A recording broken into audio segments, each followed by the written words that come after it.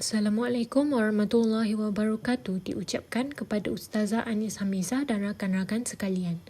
Kami dari kumpulan 5 akan membentangkan tajuk Panglima Awang menjelajah ke seluruh dunia. Ahli kumpulan kami terdiri daripada 4 orang iaitu Amisha Sofina binti Muhammad Fuad, Nur Azur Ayu binti Kamarazaman, Nur Fariha binti Zainuddin, Nur Atira Nadira binti Jaafar. Assalamualaikum warahmatullahi wabarakatuh. Saya Nur Azura Ayu akan membentangkan pengenalan berkaitan dengan tajuk kami hari ini. Nama Panglima Awang sudah tidak asing di dalam sastera Melayu. Beliau juga disapa sebagai Enric di Melaka atau Henry the Black. Panglima Awang yang dikatakan muncul sebagai seorang wira unggul Melayu atau Timur tersebut mempunyai banyak kelebihan dari segi mental, fizikal berserta mempunyai keimanan yang teguh. Beliau memberikan sumbangan terbesar terhadap ketamadunan Melayu di mana beliau membongkarkan hakikat rahsia bahawa bumi berbentuk sfera.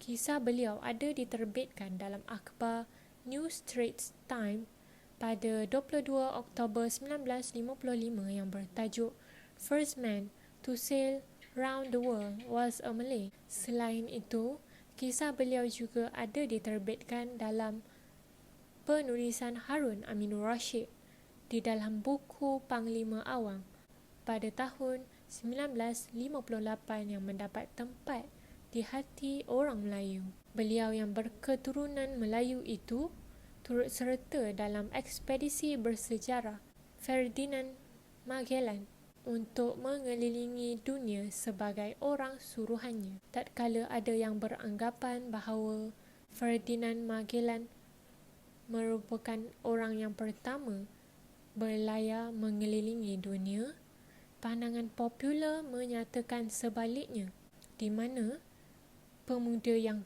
berketurunan Melayu bernama Enric di Melaka sebagai perintis kepada pelayaran tersebut. Namun begitu, terdapat banyak pandangan dan percanggahan idea tentang pelayaran pertama mengelilingi dunia tersebut. Ini kerana peranan dan sumbangan beliau seolah-olah disembunyikan oleh para sejarawan barat. Selama ratusan tahun lamanya, nama pelayar barat seperti Ferdinand Magellan dan Sebastian Elcano diangkat dan dikenang sebagai pelayar pertama mengelilingi dunia. Namun, sejak kebelakangan ini, segelintir pengkaji memulakan satu penyelidikan bertujuan untuk menilai semula jurnal Ekspedisi Magellan yang telah direkodkan oleh Antonio Pigafetta, pencatat pelayaran, di mana mereka mulai menyedari akan kewujudan pemuda Melayu bernama Panglima Awang tersebut. Kajian ini bertujuan untuk memberikan kesedaran kepada semua golongan masyarakat, terutamanya golongan muda, untuk melihat dan mengakui bangsa Melayu sebagai bangsa yang berwibawa dan bertamadun. Seterusnya, saya akan serahkan kepada Atira untuk menerangkan perkara yang selanjutnya. Terima kasih Azura atas pembentangan tersebut. Sekarang saya Nur Atira Nadira binti Jaafar akan membentangkan plot Panglima Awang hasil karya Harun Aminur Rashid 1958. Di dalam pembentangan ini, saya akan membentangkan bermulanya dengan permulaan, perkembangan, konflik, klimaks dan peleraian. Permulaan, Panglima Awang adalah watak utama di dalam novel ini. Panglima Awang mempunyai semangat patriotisme dan juga pandai mengatur strategi dalam menentang musuh-musuh Melaka. Ketika Panglima Awang dan pengikutnya sedang menawan kapal barat, Panglima Awang tertangkap oleh Portugis. Ketua Portugis adalah Albuquerque. Albuquerque memindahkan Panglima Awang ke Portugal kerana ingin mematahkan semangat pengikut Panglima Awang dalam melepaskan Panglima Awang. Panglima Awan dan juga tawanan lain dibawa ke Goa tujuan untuk dijual. Panglima Awan dijual kepada Kapitan Fernando. Kapitan Fernando juga dikenali sebagai Magellan. Magellan menukar nama Panglima Awang kepada Enrique kerana ingin mengelakkan sifat rasism dan status Panglima Awang ditukar daripada seorang tahanan kepada hamba. Seterusnya, perkembangan. Sepanjang pelayaran Panglima Awang dan juga Magellan, hubungan Panglima Awang dan Magellan menjadi lebih akrab. Sifat baik Panglima Awang telah membuat adik Magellan, Mariam, jatuh hati kepadanya. Percintaan mereka direstui oleh Magellan dan Magellan memberi sepenuh kepercayaan kepada Panglima Awang sehingga memberi tanggungjawab kepada Panglima Awang untuk mengusahakan laman Apple di belakang rumahnya. Diteruskan dengan konflik, percintaan Panglima Awang dan Mariam terhenti apabila Panglima Awang perlu mengikut Magellan melarikan diri ke Sepanyol. Magellan membuat keputusan ini kerana telah dituduh berbaik dengan orang Islam. Pelarian mereka dilindungi oleh Raja Charles I, iaitu ketua negara Sepanyol, tetapi sebagai balasan, Magellan perlu mencari harta dan tanah untuk kerajaan Sepanyol. Pope di Rom mengetahui pelarian mereka, jadi Pope mengarahkan Sepanyol untuk berlayar ke barat kerana timur telah ditawani oleh Portugis. Keputusan ini telah menimbulkan kekhawatiran antara Kelasi, jadi Magellan terpaksa menyuruh banduan untuk menggantikan Kelasi dengan memberikan kebebasan dan juga kemewahan kepada mereka. Sepanjang pelayaran, ramai anak kapal mati akibat penyakit dan kebuluran serta memberontak kerana kurang pengalaman. Penderitaan mereka berakhir apabila mereka mendarat di Pulau Mazapa, Cepu, Filipina pada pertengahan 1521. Di dalam klimaks, Panglima Awang telah merasakan pelayaran mereka hampir ke timur. Ini kerana penduduk Pulau Mazava bertutur di dalam bahasa Melayu. Berdilan meriam telah dilepaskan untuk menyambut kegembiraan, tetapi telah tercetusnya peperangan kerana salah faham. Ramai Kelasi terkorban, kapal Sepanyol hancur tetapi Victoria dapat melepaskan diri. Magellan terbunuh di dalam peperangan ini dan perkara ini telah tercetusnya salah faham antara Panglima Awang dan rakan pelayarnya. Akhirnya, peleraian, ketiadaan nakoda telah membahayakan misi mereka. Barbosa menggantikan Magellan. Pelayar Eropah cuba untuk menculik Raja Hamadun untuk lari ke Sepanyol, tetapi tidak berjaya. Panglima Awang telah diperdaya oleh Eropah tetapi tidak berjaya kerana Panglima sudah tahu dan Panglima adalah seorang yang bijak. Panglima Awang berjaya melarikan diri ke Melaka dengan menumpang kapal Siam. Perjuangannya diteruskan dan Panglima Awang telah menemui kekasihnya iaitu Tun Gayah. Sekarang, saya akan menjemput Fariha untuk meneruskan pembentangan ini. Terima kasih kepada Atira. Assalamualaikum, saya Nur Fariha binti Zainuddin akan berkongsikan cabaran yang dihadapi Panglima Awang ketika menjelajahi dunia. Cabaran pertama ialah ribut dan musim sejuk. Ianya dapat dilihat apabila sepanjang pelayaran ini mereka sering dilanda ribut dan menghadapi musim sejuk yang melampau sehingga menimbulkan keresahan di kalangan anak-anak kapal. Termasuklah Enrique sendiri iaitu Panglima Awang. Selain itu, armada iaitu kapal laut mereka juga mengalami kerosakan akibat daripada cuaca buruk ini, menambahkan lagi kerisauan yang mereka sedia ada. Seterusnya, bekalan makanan rosak. Pengalaman menyeberangi lautan Pasifik amat mengerikan apabila setelah lebih kurang sebulan berlayar, secara berterusan, semua simpanan bekalan makanan rosak, manakala air minuman menjadi bangar. Bangar kat sini bermaksud busuk. Tambahan pula, bekalan makanan tidak dapat diganti memandangkan tiada terdapat dataran tanah yang sesuai kecuali pulau-pulau kecil yang tidak berpenghuni. Oleh itu, bagi mengelakkan kebuluran, mereka semua terpaksa bertahan dengan memaksa diri menelan biskut lama yang telah rosak dan hancur, kulit pembalut tiang layar dan pelapik pelantar serta tikus yang berkeliaran dalam kapal. Keadaan bertambah meruncing apabila kebuluran berlaku sehingga merebaknya penyakit scurvy di kalangan anak-anak kapal.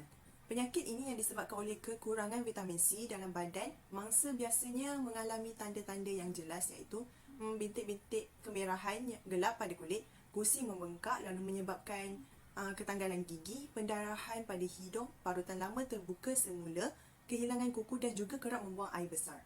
Serangan penyakit ini menghadkan pergerakan anak-anak kapal bagi menguruskan armada iaitu kapal mereka dan telah meragut atau membunuh nyawa sebanyak 19 orang kelasi daripada 25 orang ke 30 orang yang menghidapinya. Selain itu, Enric dituduh dan dikeji apabila peristiwa yang dikenali sebagai jamuan kematian acap kali dilibatkan dengan penglibatan Enric yang dituduh sebagai perancang utama dalam mempengaruhi Raja Humabon, iaitu pegawai atasan Sepanyol.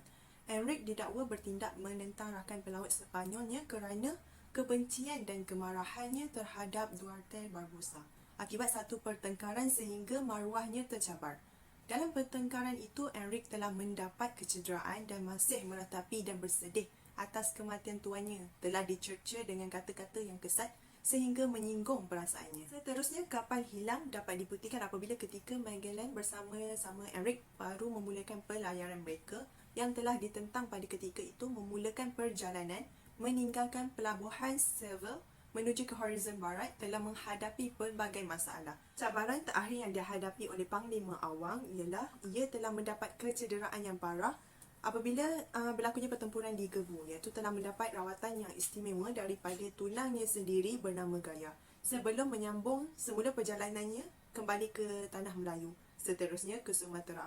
Pertempuran ini telah mengorbankan tuannya yang dianggap sahabat karibnya semasa sepanjang pelayarannya, iaitu Magellan. Itu sahaja daripada saya. Seterusnya saya ingin menjemput Amisha untuk berkongsikan tentang pengajaran keseluruhan yang diperolehi daripada kisah novel Panglima Awang. Terima kasih kepada saudari Fariha atas penjelasannya yang jelas sebentar tadi. Baiklah, Assalamualaikum warahmatullahi wabarakatuh. Nama saya Amisha Sufina binti Muhammad Fuad dan saya akan menerangkan tentang pengajaran yang didapati daripada hasil kajian ini. Baiklah, pengajaran yang dapat dijadikan sebagai teladan bagi semua ialah kita sebagai umat manusia perlulah mempunyai semangat kekitaan antara satu sama lain untuk mengharungi dan menempuh segala komplikasi yang akan terjadi kelak. Dalam novel ini, sahabat kepada Panglima Awang atau namanya Enric telah membuktikan bahawa semangat kekitaan yang didorong oleh mereka untuk mengambil kembali hak mereka daripada penjajah tidak pernah luntur. Malah mereka akan terus-menerus mencari usaha untuk menggagalkan musuh mereka. Seperti yang dibuktikan oleh mereka, hanya semangat yang tinggi tertanam dalam jiwa anak-anak muda Melaka pada ketika itu. Selain itu, berusaha dan bersikap produktif adalah salah satu pengajaran yang dapat diambil untuk semua individu melalui novel Panglima Awang ini. Hal ini kerana apabila kita menerapkan sifat berusaha dan tidak pernah mengalah serta bersikap produktif, nescaya akan ada hasil daripada penat lelah yang dilakukan. Hal ini dapat dibuktikan dengan pertemuan kembali di antara Panglima Awang dan Panglima Hitam di Selat Melaka yang telah membangunkan semangat perjuangan yang telah terputus selama sedekat. Meskipun Panglima Awang menjadi tawanan kepada pihak Fernando, tetapi Panglima Hitam yang berundur telah kejeram untuk meneruskan perjuangan beliau dengan cara mengganggu kapal-kapal dagang yang berlayar di perairan selat tersebut sambil mengeluarkan amaran larangan kepada mana-mana pihak untuk menyembelahi pihak Portugis. Selain daripada dua pengajaran di atas, semangat setia kepada negara juga menjadi pengajaran atau teladan yang dapat dijadikan pedoman hidup. Di dalam novel Panglima Awang, semangat setia dan patuh kepada negara amat dititik beratkan oleh sang pejuang kerana mereka beranggapan tiada satu pihak pun yang boleh menghina kedaulatan kerajaan Melayu Melaka. Sekiranya ia berlaku, mereka sanggup bergada nyawa demi mempertahankannya. Dan akhir sekali, semangat perpaduan yang tinggi serta sikap taat setia kepada tanah air tanpa rasa berbelah bahagi perlulah diterapkan ke dalam diri individu supaya dapat mengelakkan segala agenda yang akan berlaku kelak. Sebagai contoh, di dalam novel ini, kejatuhan Melaka sebenarnya bukanlah hanya berpunca daripada serangan Portugis semata-mata. Sebaliknya, terdapat gerakan dalam negeri sendiri yakni saudagar bangsa asing. Peristiwa yang mengkaitkan dengan contoh tersebut ialah apabila peperangan antara Peringgi dan Melaka berlaku. Saudagar-saudagar bangsa asing itu hanya mendiamkan diri dan sesetengah daripadanya malah menolong Peringgi dengan menukar bahan-bahan makanan. Sebaliknya, apabila orang-orang raja meminta bahan makanan tersebut, bangsa asing itu terus menipu dengan mengatakan bahan makanan itu tiada ataupun sudah habis. Di sini, jelaslah bahawa kesemua pengajaran yang diterangkan perlu diambil iktibar oleh semua lapisan individu. Seterusnya, saya akan menyerahkan kepada Azura untuk terangkan tentang konklusi kajian ini. Sekian, terima kasih. Terima kasih kepada Amisha. Seterusnya, sebagai kesimpulan, Panglima Awang atau lebih dikenali sebagai Enric di Melaka berlayar di lautan mengelilingi dunia dapat dijadikan teladan dan inspirasi kepada semua masyarakat, terutamanya golongan muda. Pengembaraan beliau yang penuh dengan cabaran dan rintangan yang terpaksa ditempuhi dengan tenang itu bukanlah sesuatu yang mudah untuk dilakukan. oleh anak muda yang bagai darah setampuk pinang. Pengembaraan ini memerlukan nilai keberanian dan kesabaran yang tinggi dalam menghadapi cabaran dan bahaya yang mendatang. Berada di tengah-tengah lautan yang luas itu, cabaran yang terpaksa diharungi oleh Panglima Awang dan rakan pelayarnya boleh dijadikan contoh terbaik untuk dipersembahkan kepada golongan muda yang semakin alpa dengan kemudahan gadget yang semakin canggih. Dengan pengorbanan dan sumbangan Panglima Awang, bangsa Melayu semakin dikenali di mata dunia dengan pandangan penghormatan sebagai penyumbang kepada penemuan bersejarah yang membuktikan bahawa bumi berbentuk sfera yang mampu menyambungkan atau menghubungkan timur dan barat.